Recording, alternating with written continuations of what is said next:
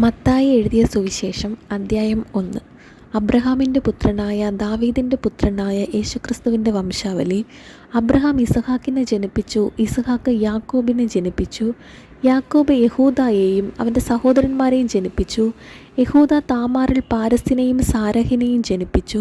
പാരസ് ഹെസ്രോനെ ജനിപ്പിച്ചു, ഹെസ്രോൻ ആരാമിനെ ജനിപ്പിച്ചു, ആരാം അമ്മീനാദാബിനെ ജനിപ്പിച്ചു, അമ്മീനാദാബ് നഹശോനെ ജനിപ്പിച്ചു, നഹശോൻ ശൽമോനെ ജനിപ്പിച്ചു, ശൽമോൻ രഹാബിൽ ബോവസിനെ ജനിപ്പിച്ചു, ബോവസ് രൂത്തിൽ ഓബദിനെ ജനിപ്പിച്ചു, ഓബദ് ഇശായിയെ ജനിപ്പിച്ചു, ഇശായി ദാവീദ് രാജാവിനെ ജനിപ്പിച്ചു, ദാവീദ് ഊരിയാവിൻ്റെ ഭാര്യയായിരുന്നവളിൽ ശലോമോനെ ജനിപ്പിച്ചു, ശലോമോൻ രഹബ്യാമെ ജനിപ്പിച്ചു, രഹബ്യാം അബിയാവെ ജനിപ്പിച്ചു, അബിയാവ് ആസായെ ജനിപ്പിച്ചു, ആസ യോശാഫാത്തിനെ ജനിപ്പിച്ചു, യോശാഫാത്ത് യോരാമിനെ ജനിപ്പിച്ചു, യോരാം ഉസിയാവെ ജനിപ്പിച്ചു, ഉസിയാവ് യോദാമിനെ ജനിപ്പിച്ചു, യോദാം ആഹാസിനെ ജനിപ്പിച്ചു, ആഹാസ് ഹിസ്കിയാവെ ജനിപ്പിച്ചു, ഹിസ്കിയാവ് മനശ്ശയെ ജനിപ്പിച്ചു, മനശ്ശെ ആമോസിനെ ജനിപ്പിച്ചു, ആമോസ് യോശിയാവെ ജനിപ്പിച്ചു, യോശിയാവ്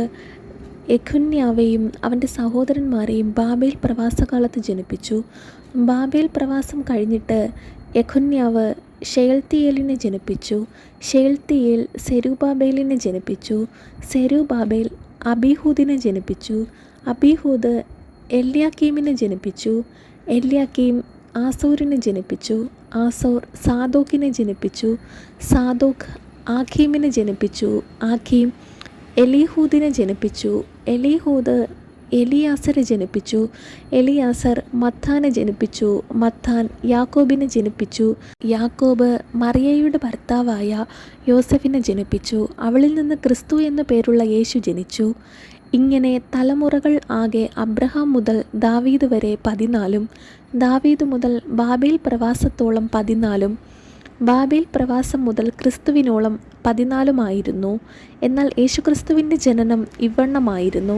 അവൻ്റെ അമ്മയായ മറിയ യോസഫിന് വിവാഹം നിശ്ചയിക്കപ്പെട്ട ശേഷം അവർ കൂടി വരും മുമ്പേ പരിശുദ്ധാത്മാവിനാൽ ഗർഭിണിയായി എന്ന് കണ്ടു.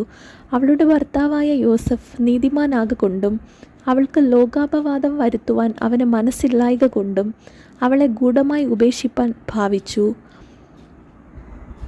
ഇങ്ങനെ നിലച്ചിരിക്കുമ്പോൾ കർത്താവിൻ്റെ ദൂതൻ അവന് സ്വപ്നത്തിൽ പ്രത്യക്ഷനായി, ദാവീദിൻ്റെ മകനായ യോസഫേ, നിന്റെ ഭാര്യയായ മറിയയെ ചേർത്തുകൊള്ളുവാൻ ശങ്കിക്കേണ്ട.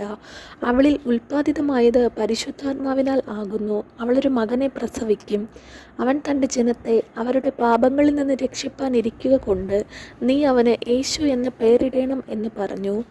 കന്യക ഗർഭിണിയായി ഒരു മകനെ പ്രസവിക്കും. അവന് ദൈവം നമ്മോട് കൂടെ എന്നർത്ഥമുള്ള ഇമ്മാനുവേൽ എന്ന പേർ വിളിക്കും എന്ന് കർത്താവ് പ്രവാചകൻ മുഖാന്തരം അരുളി ചെയ്തത് നിവൃത്തിയാകുവാൻ ഇതൊക്കെയും സംഭവിച്ചു. യോസഫ് ഉറക്കമുണർന്നു, കർത്താവിൻ്റെ ദൂതൻ കൽപ്പിച്ചതുപോലെ ചെയ്തു. ഭാര്യയെ ചേർത്തുകൊണ്ടു. മകനെ പ്രസവിക്കും വരെ അവൻ അവളെ പരിഗ്രഹിച്ചില്ല. മകന് അവൻ യേശു എന്ന പേർ വിളിച്ചു.